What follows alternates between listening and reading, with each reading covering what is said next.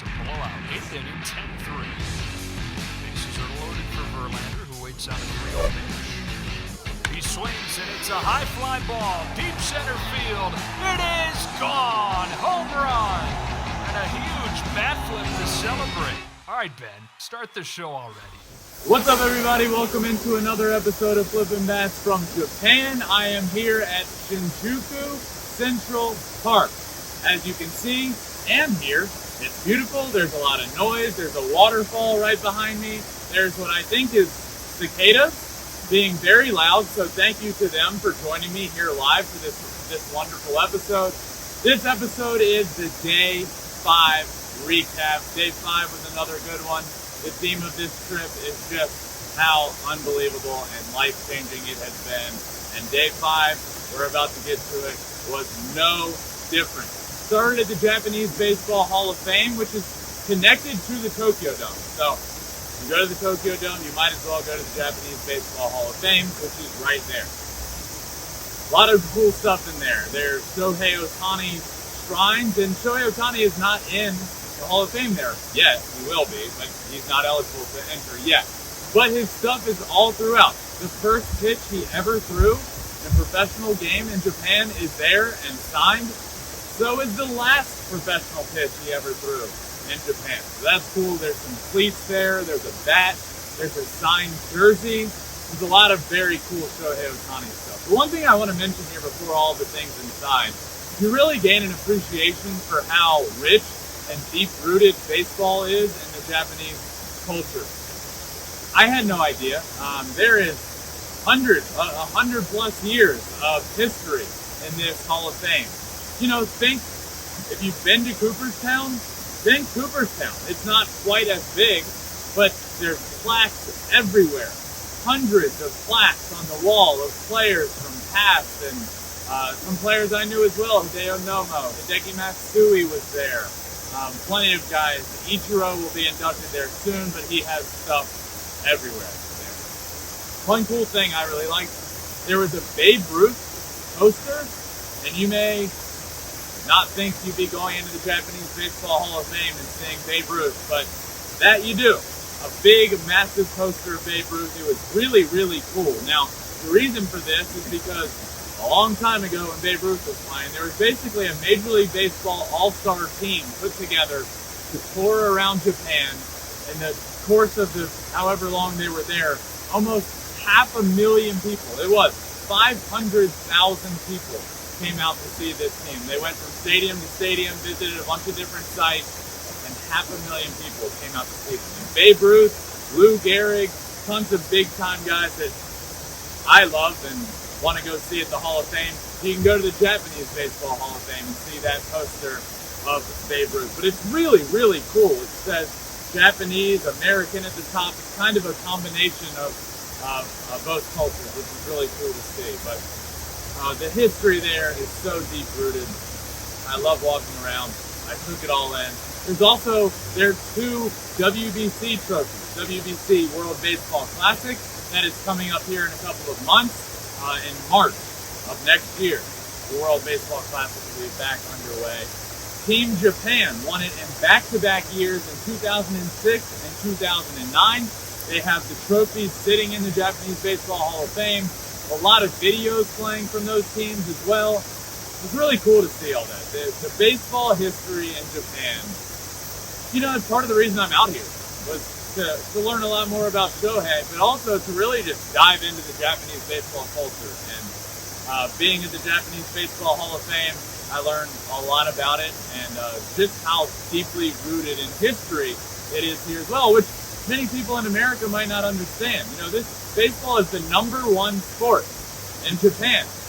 And I think in America, look, baseball is known as America's pastime, but we don't really realize how massive how massive of a role it plays here in Japan. It is so important to this culture, and you can really feel it. I feel it just being here, and I felt it again going into the Baseball Hall of Fame. So it was cool. And I recorded a podcast yesterday from the Baseball Hall of Fame. But from there, I went to a meetup. A planned meetup that we had, it was in front of the Tokyo Dome. We have promoted this one for about 24 hours. I had no idea the response I would get, and I truly mean no idea. As you all know from listening to this, the response I have gotten here has been overwhelming. It has been unbelievable. But you never really know. Like, you plan a meetup, how many people are going to come? Was it going to be 10? Was it going to be 50? Was it going to be 100 people? I walk around the corner for this planned meetup, and there were hundreds of people. Hundreds. The first thing I noticed, one, all of the people. Two, the signs that were made. Welcome to Japan, Ben. Ben, we love you. There was a Flippin Bats sign. It said, Flippin Bats, thank you for making baseball fun for everybody. I love you. A little girl, probably 8 to 10 years old, made that for me. And it was the Flippin Bats artwork. It was so cool. It made me very emotional. I'm becoming a big sap. Who am I kidding? I've been a big sap, but out here I've been emotional quite a bit. And this meetup was special. There were hundreds of people. As I mentioned, probably 200 people when I first walked around the corner. I get there, I say hi, I wave, I say, let's go Shohei Ohtani, and then I just started taking pictures and signing autographs. And at one point, I was probably 10, 15 minutes in to signing and taking pictures with everybody. And I looked around, and the crowd had grown. There were probably altogether 300 people that had been there from start to finish. This was planned for 1 hour. I was going to do a 1 hour meetup. How much can you fit in 1 hour? A lot. And it wasn't enough. I ended up there for 2 hours. I had producers saying, hey Ben, time to roll, are you good? And the answer was no. My goal was to take a picture and sign an autograph if they wanted for every single person that was there. And I am proud to report that I did it. There were still people around when we were leaving, but I think it was people that were just too shy to come up and say hi because they were just taking photos, not with me, but of me. But of everybody that wanted a picture, I did it. And that was really cool. But it wasn't without tons of autographs, tons of smiling, tons of stories that I will have for a lifetime. One woman traveled 4 hours. 4 hours just to be there, to see me. What? Are you kidding me? And, you know, I've said this a few times, but with every single day, I start gaining a more and more and more of an understanding of what this is. And I've said in the past, this isn't about me, it's about Shohei. And that is true, but there's more to it. The appreciation here, the love and respect and the outpouring of enthusiasm to seeing me. It's about Shohei, but it's about I am their voice on the other side of the world. They can't speak English. I am speaking it for them on the other side of the entire world. And that becomes so apparent the more and more I've been here. The thank you. The people are typing on their phone in Japanese and Google Translate and telling me what they want to tell me. People are saying thank you. And this is what's becoming so apparent.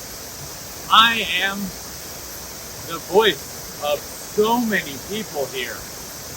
I am their voice in America. And man, how is that not an emotional thing to hear? That's special. That's really, really special. And a lot of responsibility. I'm fine. I talk a lot about Shohei, and I feel like I do it well, and I do it almost every day. But it's a lot of responsibility to hear what I've heard out here, and it's really special. And this meetup wasn't without its gifts. I have accrued 100+ gifts to this point. And every single one has meant so much to me. I have gone through them all. I appreciate them all. Anything from candy, food, ramen, beer, jerseys, pictures, paintings, magazines, earplugs. I mean, wind chimes, I could go on and on. But it's all back to what I said. It's just a massive appreciation for me doing what I do on the other side of the world. But, it's not even just me to this point. It's not. I have producers here with me, and they've been in pictures of mine out here. I've talked about them in episodes. I've talked about them in the very first episode. One of the producers almost burned this all down. We almost didn't even get to experience all this because his beef jerky got taken before we even got through customs. But guess what? As I'm talking about the producers, more and more people are starting to know them. And at this meetup, they were taking pictures. Pictures of them, pictures with them, drawing pictures of them. One of my producers got a picture drawn of him, like a caricature. And it was great. I love it. It was to a T. It was perfect. It was the detail was great. And guess what? I know I told that story day one about the beef jerky. I got beef jerky yesterday to give to the producer that couldn't get his beef jerky in here. Multiple people brought packs of beef jerky just for him. How cool is that? Also, how cool is that for the Flippin Bats community? Like, you're listening on day one, and 4 days later, you're bringing that producer beef jerky. That's just really cool. So, the day was already unbelievable. That could have wrapped the day there, but it didn't. Yesterday was a jam-packed day. Probably the longest day we've had here. Day 2 or 3. One of the days in Iwate was a very long day as well, but this one rivaled it for sure. So from the meetup, went to NHK. NHK is the biggest news company out here. The biggest news source here is what I've been told, and I went on the news live. So I got asked to do that from the meetup, got in a van, went there. It wasn't too far away. It was pretty late at night here, so pull up at night. It's a massive building. I didn't know what to expect, but on the way there, I was told, hey, this is the biggest news source, and millions of people will be listening. To which I thought, wait a second. I'm in Japan. I don't speak Japanese great. I'm learning. But I'm going on a live newscast with millions of people listening for an hour. We get there, the experience again was just so cool. Walk in the building, get taken upstairs, escorted upstairs, where I have a room where me and my producers could sit that said Fox Sports, Ben Verlander. It was my dressing room, my waiting room. Had a room to go there, and then it was time to go into the studio. I got to go in before I had to go live, because there was a rehearsal and stuff. I went into the studio, and it was beautiful. A massive studio, lights, plenty of props, tons of Shohei Ohtani. There was a life-size Shohei Ohtani, like, cardboard cutout. There was one of him pitching, and there was one of him hitting. Because I don't know if you guys have heard, but he does both. And they have one of him doing each in the studio. There were also tons of Angels props. The Mets and the Yankees were playing the day I was there. They had their jerseys side by side. The Cubs and the Cardinals were playing as well. They had their jerseys side by side. It was such a cool set. The control room was massive. I work at Fox Sports. There is no limited space for control rooms. There is a control room everywhere I turn in Fox. And there are big, massive control rooms. This was just as impressive as some of the ones I see at Fox. So when you think this news station, think, whoa, this is a massive, massive production. So I walk into this, to the rehearsal, we rehearse everything, and then it was show time, and let me tell you guys what happened. They wanted me to start the show. So this big set, there are podiums around the set. Nope, not me. I was starting the show front and center on the middle of this set, in the middle of everything, and I had to speak some Japanese. Now, let me remind you guys, this is a Japanese show, a Japanese baseball show. I don't speak Japanese. I speak somewhere between 15 and 20 words at this point, and that's growing every single day. And I feel like I feel like I'm doing pretty well with my Japanese, but I don't speak Japanese fluently by any means. I had to start this show in front of millions of people. It was just me saying, "Hi, I'm Ben. Welcome to," you know what, I'll just do it. I said, "What's up? I'm Ben Verlander. Welcome to World Sports News, World Sports MLB, Hajimario," which means let's go. I had to do that live in front of millions of people. I did it, I nailed it, and then I was on the news for an hour with this crew, and it was special. It was a really big production. The people I was doing it with was great. The questions were really cool. Now, if you're wondering how it works, I had an IFB in, which is I could hear in my ear. When I would get asked a question live on the show, I had somebody in the control room relaying it in real time in English into my ear. Really cool process. Really, it was wild. But we did it. I did it. I also ended the show. Just an awesome experience. I was a little nervous for that, by the way, but did it. Had a lot of Shohei questions. Had an Aaron Judge question and an Albert Pujols question, but the NHK experience was a wild one yesterday. But now it's time for a fun segment that I've been doing since I've been out here in Japan. So important, it made it to Japan. One thing that very clearly made it to Japan was my brother, Justin Verlander, and what he did. It's today here, but I don't even know what day it is in America. But his outing for the Astros against the Minnesota Twins was historic. He carried a no-hitter through 6 innings, was taken out of the game after 6 innings because of his pitch count. He was at like 91, 92 pitches. So he wasn't going to complete the no-hitter without throwing 150 pitches. And look, he's coming off of Tommy John. Didn't pitch for 2 years. He's having a better year, numbers-wise, than he has arguably ever had in his career, including the year that he won MVP. This start was historic. He became the first Astros pitcher ever to have 6 or more innings pitched, 10 or more strikeouts, 0 hits, and 0 walks. First Astro ever. He's also the second oldest to ever do that, behind only Randy Johnson, second oldest pitcher to ever do that. Justin, I am so proud of you. This is incredible what you are doing. I woke up early to watch you here in Japan, and I'm just so pumped and so proud of you for what you're doing. I get asked all the time what the secret is.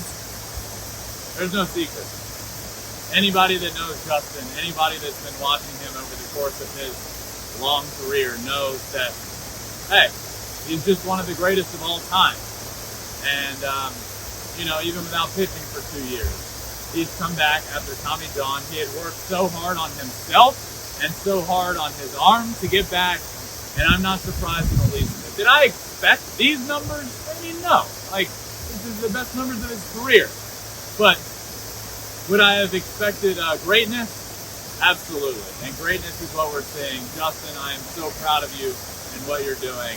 And I am up early here in Tokyo just to watch you pitch, as I do every single start. So just another historical start for Justin. It was unbelievable. Another thing that made it out here, the Los Angeles Angels. They're for sale? Maybe. The Angels owner, Artie Moreno, has started the formal process at looking into selling the team. This is a big deal. Forbes values the Angels at $2.2 billion, the 9th most valuable team in all of Major League Baseball. Now, that might come as a surprise to hear. Why is that? Well, probably because of Mike Trout and Shohei Ohtani. Any team that has those 2 guys on it is going to be extremely valuable. But this is a big deal. The Angels need to win. They need a change. I'm not a GM. I'm not an owner. I don't know how to tell them to change and to start winning, but this is a big deal. This change is big. The owner is looking into selling the team, and hopefully, in the near future, the Angels are winning. Everybody wants Mike Trout and Shohei Ohtani in the playoffs together, winning baseball games, and change was necessary. And I didn't know how it was going to come, but this is a big, big step. And I woke up this morning, and that news just hit me right in the face. Marty Moreno is looking into selling the team after years and years of being the owner there. Another thing out here, a lot of news making its way out here. Walker Buehler, friend of the pod, undergoes Tommy John surgery, is out for obviously the remainder of this year, but now the strong majority of next year, if not all of next year. This timing rivals when my brother got Tommy John surgery at the end of the 2020 season. He wound up missing all of 2021. So Walker Buehler will miss all of this year, the majority of last year, and who knows, may try and get back to the stretch run next year. But this is a big blow to the Dodgers. Walker Buehler, like I said, friend of the podcast. I'm a big fan of his. I want him to do well. He is an absolute stud on the mound. He is an important piece. He is the ace of the Dodgers staff. This is a big blow. What do they do now? What are their plans? Well, obviously this year there's not much more you can do. They knew he was done for the year. But what do you do in the offseason? You're without your ace. You go get somebody? Well, knowing the Dodgers, yeah, they're going to go out and get probably the biggest guy on the market. But now it kind of, I don't want to say forces their hand, but this really pushes them even more so to, hey, we need to go do something now, because without our ace, our pitching staff is not as good as it once was. But they'll still be fine. The Dodgers are a very good baseball team. They will get into the playoffs. They will be a force to be reckoned with there. And I wish Walker Buehler a speedy recovery, a fast recovery, and I would love to see you back out on the mound, hopefully here as soon as we possibly can. But to finish up, as I've been doing with every show, my word of the day. Masa is not here with me right now because, hey, I'm in the middle of Shinjuku Central Park next to a waterfall, and yeah, there's a lot going on here. I don't think he could find me if we knew. We were back up here in the middle of the park and hidden, and this is a really cool area to do it. But I miss Masa. He will be back on the podcast here soon. But he did give me my Japanese word of the day. I like this one a lot. So this one, my Japanese word of the day is Nito Ryu. Nito Ryu. It means two-way player. This is the word of Shohei Ohtani. Nito Ryu. Two-way player. My Japanese word of the day. Oh man, now it's starting to get a little difficult here. I'm going back. We're going to see all the words I've accrued over the course of this trip. We have yaku, baseball, sanshin, strikeout, kanjin ryu, that's kanjin yu. No, what was it? Kanju? Perfect game.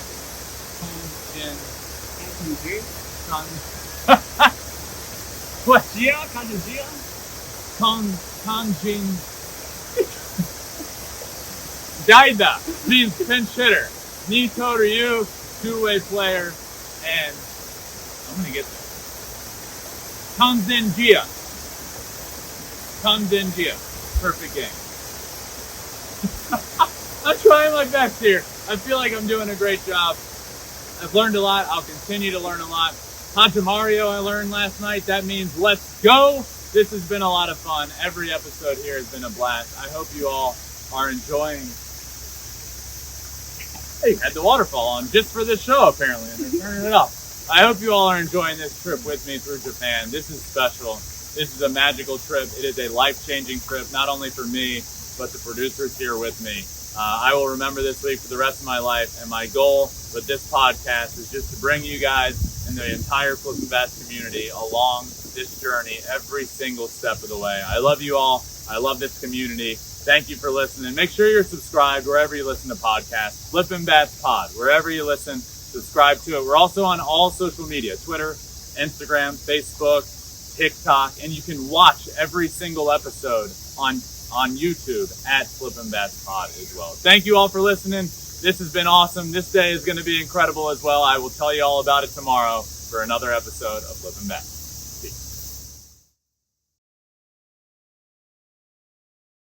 Thanks for watching. If you love flipping bats, swinging 3-0, or just talking ball, join us. Call us at 213-537-9339 with your questions. We have a weekly guest, and we have a lot of fun, so hit that subscribe button.